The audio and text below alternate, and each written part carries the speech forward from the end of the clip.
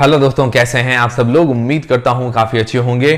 तो दोस्तों आज की तारीख मतलब 28 जुलाई को एक एसएमई आईपीओ ओपन हुआ है, ज़ील ग्लोबल सर्विसेज का आईपीओ, जो कि 28 जुलाई से लेकर 1 अगस्त के बीच में ओपन रहेगा। तो इस एसएमई आईपीओ की पूरी डिटेल्स लेंगे हम इस वीडियो के अंदर। सबसे पहले इस कंपनी की डिटेल्स के बारे में जानते हैं, मतलब ये कंपनी क्या काम करती है, किस सेक्टर की ये कंपनी है। तो दोस्तों ये कंपनी जो है ज़ील ग्लोबल सर्विसेज 2014 के अंदर इनकॉर्पोरेट हुई थी और इस कंपनी का पूरा नाम है ज़ील ग्लोबल सर्विसेज लिमिटेड। तो कंपनी एंगेज्ड है लॉजिस्टिक सर्विस के अंदर in the air cargo industry. जी हाँ दोस्तों, ये लॉजिस्टिक सॉल्यूशन प्रोवाइड करवाती है एयर कार्गो इंडस्ट्री में, मतलब जो भी एरोप्लेन हवाई जहाज से जो भी लॉजिस्टिक सर्विस होती है वो ये प्रोवाइड करवाती है। जो भी एरोप्लेन वगैरह से लॉजिस्टिक सर्विस प्रोवाइड करवाई जाती है उसको एयर कार्गो भी बोलते हैं। तो इसकी हेड ऑफिस दिल्ली के अंदर है और अदर सिटीज के अंदर भी ये अपनी सर्विस वगैरह प्रोवाइड करवाती है। तो कंपनी जो है जनरल सेल्स और सर्विस एजेंट है और सेल्स पार्टनर है for the airlines in the region. और ज़ील ग्लोबल सर्विसेज जो कंपनी है दो वर्टिकल्स के अंदर डील करती है। इसके अंदर पहला है कार्गो कैरियर सर्विस, जो ये एयर कार्गो सर्विस वगैरह प्रोवाइड करवाती है, लॉजिस्टिक सर्विस उसके अंदर। दूसरा है पैसेंजर कैरियर सर्विस, तो मतलब ये पैसेंजर कैरियर सर्विस भी प्रोवाइड करवाती है। और इसके अलावा इसकी जो प्रेजेंस है करीब 164 कंट्रीज में इसकी प्रेजेंस है ज़ील ग्लोबल सर्विसेज की। और इसके जो क्लाइंट्स अगर देखें तो अलग अलग इंडस्ट्री से इसके क्लाइंट हैं, जैसे फैशन, फार्मा, ऑटोमोटिव, इंडस्ट्रियल और भी काफी सारी इंडस्ट्री से इसके क्लाइंट्स वगैरह हैं। इसके मुख्य क्लाइंट्स की बारे में बात करें तो Teleport, Copa Airlines, Azerbaijan Airlines, Air Europa, Caribbean Airlines, ये सारे इसके क्लाइंट्स हैं। और भी काफी सारे अलग अलग इंडस्ट्रीज के अंदर इसके क्लाइंट्स हैं। और उसके अलावा भी और भी काफी सारी सर्विसेज ये प्रोवाइड करवाती है, जैसे सेल्स, मार्केटिंग, एडमिनिस्ट्रेशन, ऑपरेशंस। तो ओवरऑल अगर इसका सेक्टर देखा जाए लॉजिस्टिक एयर कार्गो सेक्टर से ये कंपनी है तो उसका सेक्टर काफी अच्छा है, डिमांडिंग सेक्टर है। तो दोस्तों ये हो गई इस कंपनी की डिटेल्स के बारे में बात। अब दोस्तों इसके फाइनेंशियल्स हम जान लेते हैं। दोस्तों अगर इसके फाइनेंशियल्स देखें तो 2020 से लेकर 31 जनवरी 2023 तक इसके फाइनेंशियल्स दिए गए हैं और इसके जो आंकड़े हैं वो लाख में प्रोवाइड करवाए गए हैं, मैं आपको करोड़ में बताऊंगा। तो अगर इसके एसेट्स देखें तो साल दर साल इसके एसेट्स जो हैं वो बढ़े हैं, तो ये अच्छी बात है। फिर दोस्तों अगर इसका रेवेन्यू देखें तो रेवेन्यू के अंदर भी साल दर साल हमें ग्रोथ देखने को मिल रही है, पर 2020 से 2021 के अंदर रेवेन्यू थोड़ा सा डिक्लाइन हुआ था, उसका कारण कोविड हो सकता है।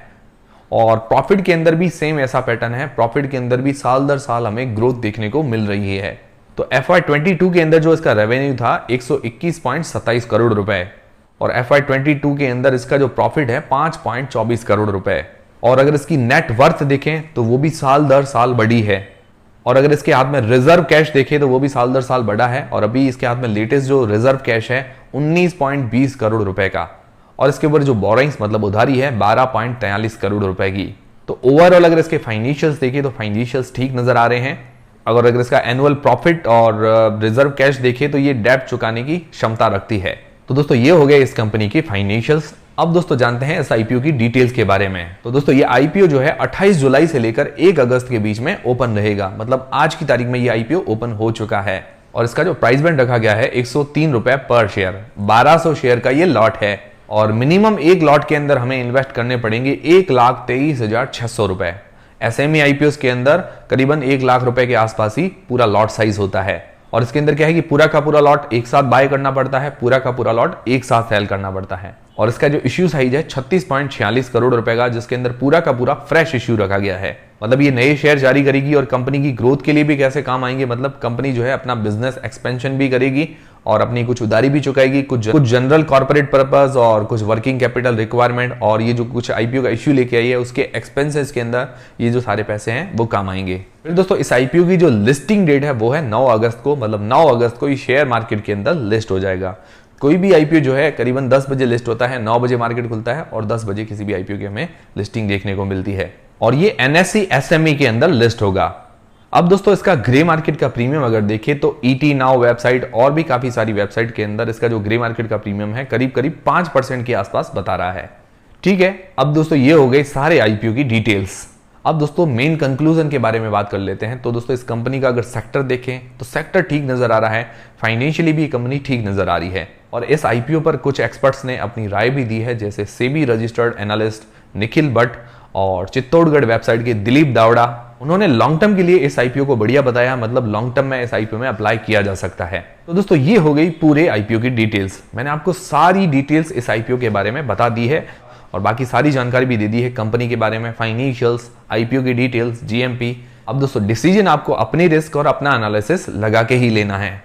तो दोस्तों उम्मीद करता हूं हमारा वीडियो, हमारी जानकारी आपको काफी पसंद आई होगी। अगर पसंद आई है तो वीडियो को एक लाइक जरूर करें, चैनल को सब्सक्राइब कर लें और ऐसे और भी एसएमई आईपीओस के बारे में अगर जानकारी लेना चाहते हैं तो कमेंट करके जरूर बताइएगा। और दोस्तों टेलीग्राम, इंस्टाग्राम और फ्री में डीमेट अकाउंट सबकी लिंक आपको डिस्क्रिप्शन के अंदर मिल जाएगी। टेलीग्राम चैनल को जरूर ज्वाइन कीजिए ताकि छोटा मोटा अपडेट्स मिलता रहे और इंस्टाग्राम पर भी हमें फॉलो करना मत भूलिएगा। और भी दोस्तों इस आईपीओ के बारे में मैं आपको ग्रे मार्केट के प्रीमियम वगैरह पर डेली आपको जानकारी देता रहूंगा। तब तक के लिए हमसे जुड़े रहें। वीडियो पसंद आए तो लाइक जरूर करें, चैनल को सब्सक्राइब कर लें। मिलते हैं दोस्तों अगले वीडियो के अंदर।